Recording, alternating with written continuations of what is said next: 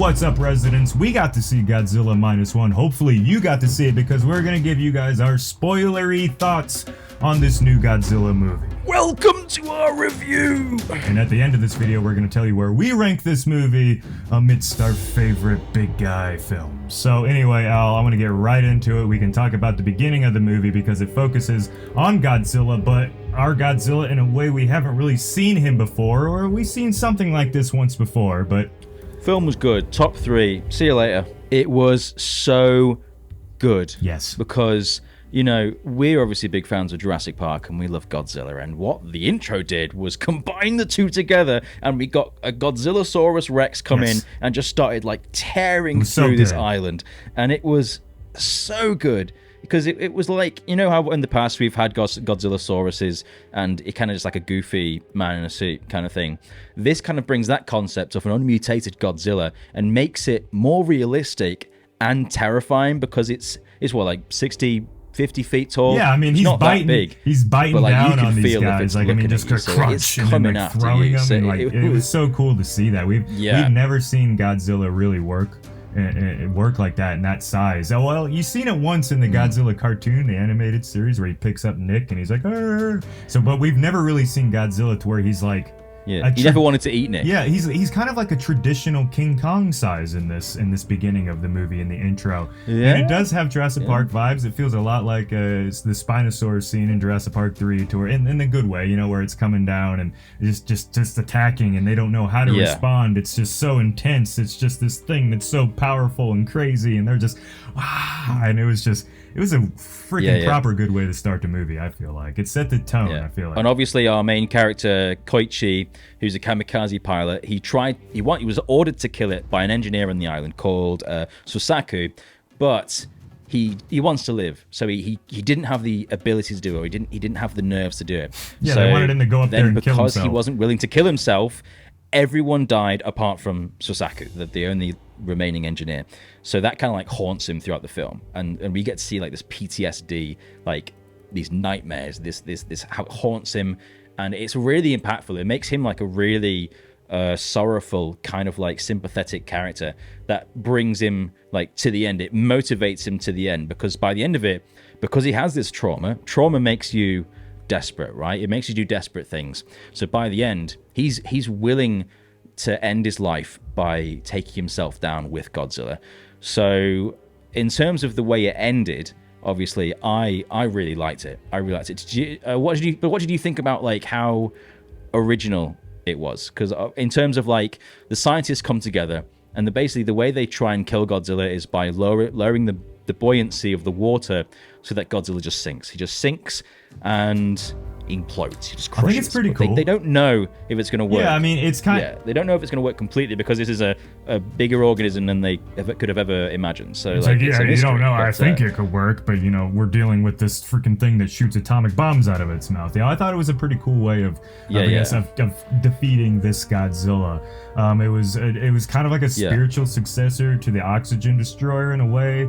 You know, like in fact, it had the bubbles. It was kind of like made more sense. It was like a more realistic version of it. It wasn't like, it splits your atoms into like pieces. It's like, no, it just sinks you and you implode in the bottom of the ocean. We all know about the pressure of the ocean. There's events that happened this year that kind of put that in the mainstream of everyone's eyes.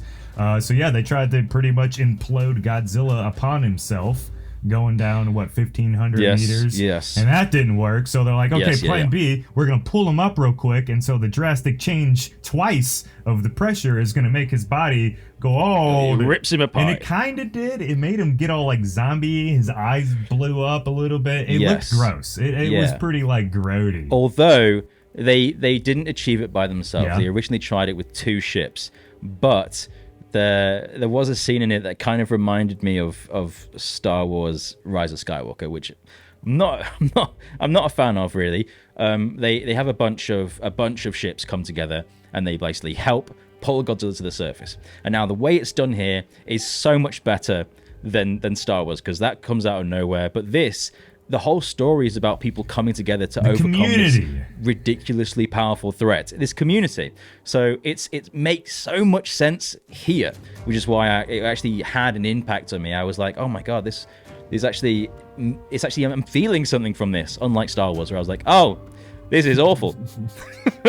so it's actually really well done here. So the community comes together, they pull Godzilla to the surface, and then he starts bubbling, right? We've already seen fish earlier on in the film with their guts coming out of their mouth, because that's what happens when you take deep sea creatures and you bring them to the surface, they like go inside out. So that kind of started to happen here. Godzilla was like he's like started like to have holes in him. Yeah, he was getting all messed up. But then, obviously, he's not quite dying because he's got regenerative abilities. And then he starts trying to activate his atomic breath, pointing it at the ships. And they're like, oh, please, God, no. And then Koichi comes out of nowhere. He's flying his fighter jet, and he goes straight into Godzilla's mouth. You think he's dead. Blowing it up. You think he's dead, because right? the whole movie's like been telling you, yo, you're a kamikaze, you're supposed to go die, you're a coward, you didn't do it in the beginning of the movie, even though if you would have shot him in the plane, he probably still would have killed everyone on the island, so I didn't get that. But, yes, the full circle of the movie, to where it starts with the plane, and it ends with the plane, and him being a kamikaze pilot, and, he is actually able to eject, because this crazy Star Wars looking plane that looks like it was in reverse. Did you notice that? The plane looked backwards. It was like the weirdest plane ever. It was cool though. Yeah, the actual propellers are at the back. It is a real fighter that exists. Oh, well, it looked like... I checked it out, and it does have an ejector seat. Oh, wow. Well, it has an ejector seat, and he's able to get out, flies into his head, they put bombs in it, it explodes, blows Godzilla's head off, and this combined with the sea pressure stuff pretty much kills Godzilla, or does it now? Does it actually? His atomic breath his atomic breath it builds up and it starts to shoot it like out of his neck and out of his torso, and it's like classic. It did remind me of is it GMK? Yeah, where like that he died and it was like a bunch of different. This movie's ending pretty much out of him. Took GMK's ending, and that's because we're going to talk about that little bit, pre-credit Easter eggy, whatever you want to call those scenes that pop up at the end of the movie when you think it's done, but it's not just actually done. The ending. We see that little hunk of Godzilla flesh floating down there in the water, and then all of a sudden the music picks up, and it's just like a blob. And he's starting to regrow, so Godzilla's clearly not dead. He's going to come back. So that's something. He's clearly not dead.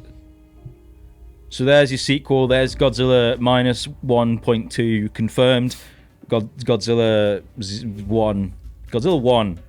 Godzilla 2? Godzilla 0, 1, 2, 3, 4? Godzilla 0. Well, I don't know what they're going to end up calling it. But well, that's what this one was originally meant to be called, so let's go with Godzilla 0 yeah, for now. I don't know what they're going to call it, but there's definitely a good chance that we're going to get a sequel because it's done so well in Japan. And of course, I'm going to kind of get away from Godzilla now because we've talked about him a good bit. I want to start talking about these human characters. And I want to talk about the girl, what's her name? Noriko, I was close, because we're going to talk about the ending of the movie. We got to talk about this scene as well. Now, did you see the thing in her neck? Because throughout the film, she's basically comforting him. She's like being there for him while he's having these like nightmares, these PTSD episodes. So she's like his rock. She stays with him for a few years, and they basically raise this child together. So she and her basically become like his will to live. So that's why by the end of the film, he kind of like ejects, because he realizes that he's got this daughter to look after, and he's got people that have basically ordered him to live. They want him to live. He's no longer in the society that shuns him or wants him to ostracize him because he didn't he didn't serve his country and die for his country. Things have changed. So the mindsets have changed. So it was like this dynamic is so interesting between Koichi and Noriko. Oh, yeah. And now I want to talk about the ending of the movie to where we see the thing on her neck. Now, what do you think that was at the end? Because it's talking about a sequel, and I really think we got to talk about it because I don't know if anyone's going to really notice it enough. So, what do you think it was? Yeah, I remember watching it, and I was like, I couldn't tell. It didn't really give me enough time to look at it for starters, but I was like, is that something? Oh, it's already cut to the next scene. I guess it doesn't mean anything. Well, if you look close enough into it, you can actually tell the thing's moving, dude. So, like, I think, this is kind of Godzilla with his regeneration thing that we've seen with the flesh pile growing back. Something happened to get a little bit of Godzilla into her. Obviously, she doesn't actually die when the big shockwave comes and pushes her back. You think she's dead, but but she's not. Spoiler warning. Which is, she's not dead. Which is a bit like, but we see that thing growing in her neck. She had time to put her makeup on. She had time to put her makeup on and still look cute for all of us kaiju fans. So anyway, but I don't know what they're gonna do with that, because if you look close, I swear it was moving. Now you guys go down in the comments, tell me, am I crazy or is that thing moving? Because if that thing's moving, it makes me think that this is gonna be like a parasite, or we're gonna get some like zombie-zillas in the next movie. You know, like that's what it's gonna be. It's gonna be Godzilla 01, Return of the Zombie-Zilla, and we're gonna have little human zombie-zillas running around. Yeah, so I think what it's just meant to be is it's meant to be like a physical mark that Godzilla's left on it, kind of like how throughout the film Koichi has this like mental stain, like this trauma left from Godzilla, and Godzilla in this film is essentially a metaphor for trauma and about letting go. So when he has that in his head, at the end he manages to let go, but now Noriko has like an actual physical mark on her.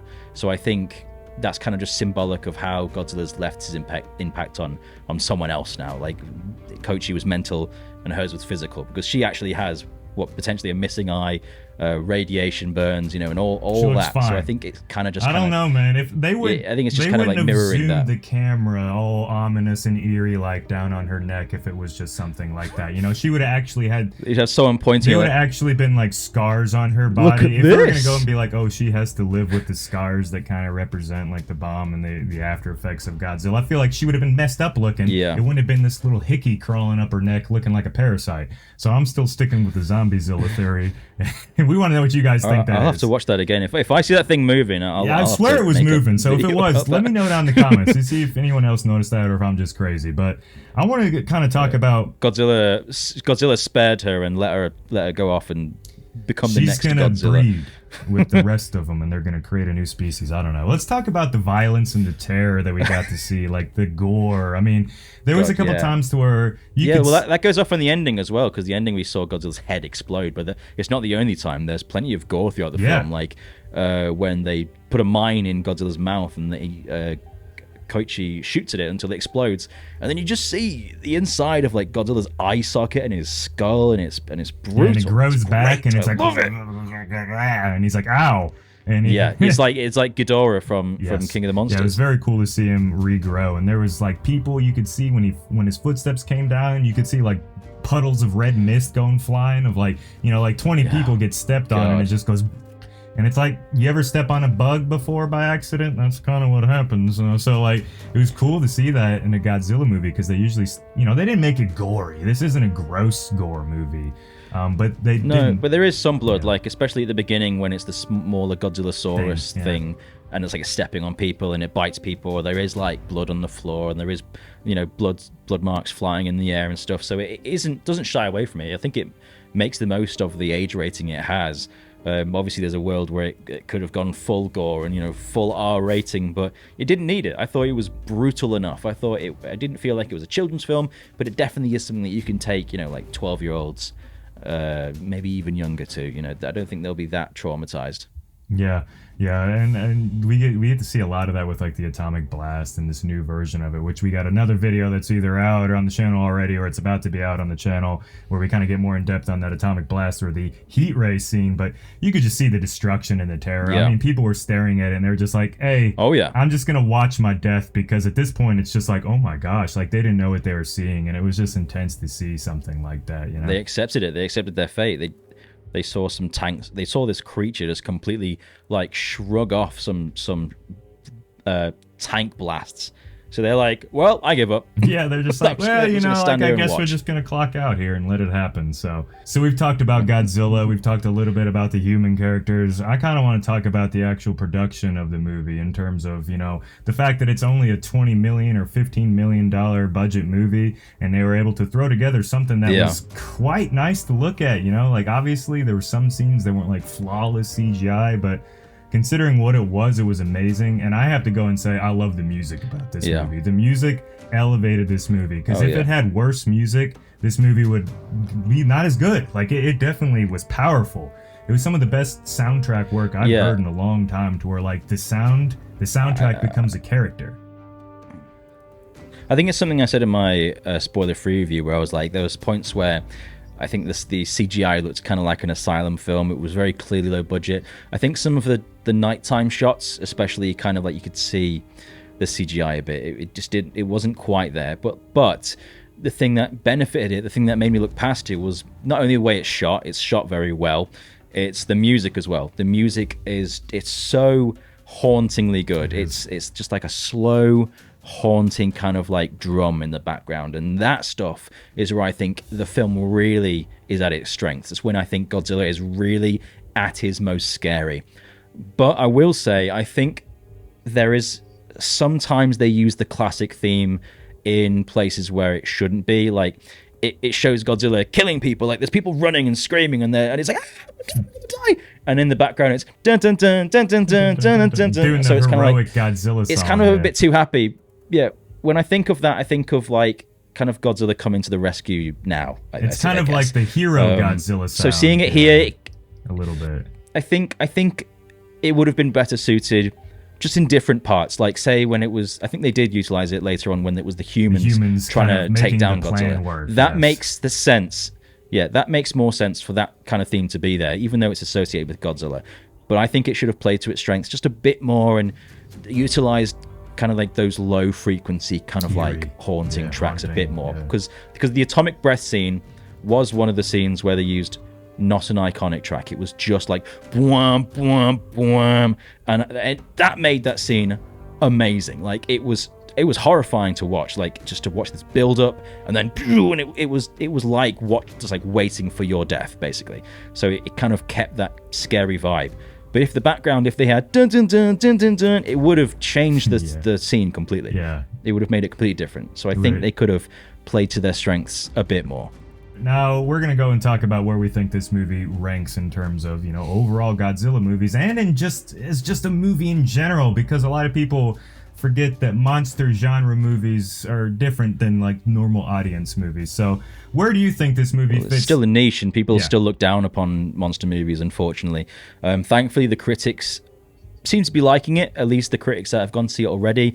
I feel like when the general critics start to watch it, there'll be plenty of people that goes, well, I'm too good for this film, a monster movie, a good one, don't make me laugh. There's going to be people that like that. People look down on this genre as it is.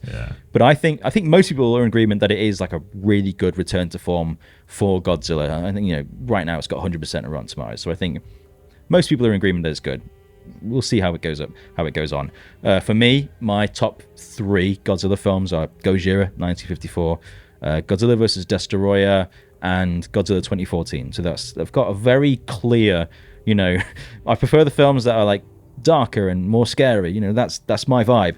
So this was like the perfect film for me. It was dark. I loved the grittiness, the way it returned back to the 40s, just post-war. So it was like really serious themes. And Godzilla was represented so well here. He was more personal because he was smaller. So for that, it's easily my top 3. I think it's currently at a battle with Godzilla versus Destoroyah in terms of being my top favorite. But it's hard. I'll have to watch it a few more times before I properly come to that conclusion. It's hard to really kind of like rank things too, because when you're comparing a movie made in 1954 compared to Minus One being made in pretty much 2024, it's like you kind of have to like look at it in different ways and understand that this is different time periods and different technology and all that stuff. So I mean, I definitely say this. It's hard to say like the best Godzilla films, like it's really hard because there's so many of them. But I definitely say this movie belongs in that Godzilla tier of movies, to where it's the upper echelon. These are the best of the best. It's definitely the S tier. It's in the the best tier. Of the best. It is in the best of the best in this genre. It's in the yas tier. Exactly. Yeah, I mean, this is the kind of film that will be talked about in like 50 years' time. It's an important film, and it's because it's not set now and it's not using like dated terminology.